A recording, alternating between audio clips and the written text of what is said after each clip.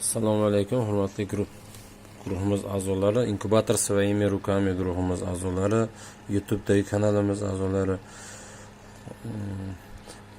Mana bu hozir bizda kanalimizda bor bo'lgan taymerni, ya'ni o'zgartirish kiritilgan, oddiy o'zimizning bozordagi taymerni o'zgartirish kiritilgan holatdagi ishlash prinsipini bitta ko'rib qo'yasizlar. Hop.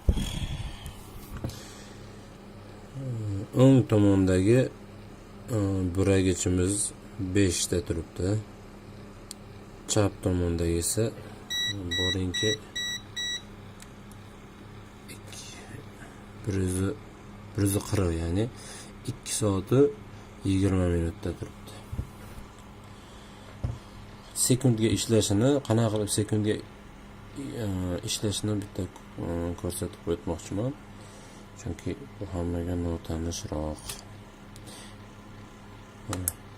1 2 3 4 5 uzildi. Ko'rdinglarmi? Ulanish vaqtini qaytadan tekshiramiz yana. Eng kam ulanish vaqti 1 2 3 4 5 4,5 sekund eng kam vaqti. Ana endi o'shani bunday qilib oshirib borish mumkin. 1 2 3 4 5 6 7 8 9 10 11 11 sekund.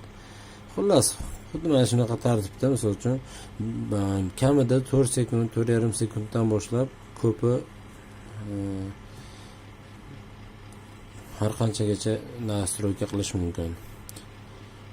Bu taymer, mana shunaqa o'zgarish kiritilgan holatdagi taymer kanalimizda bor. E'tiboringiz uchun rahmat.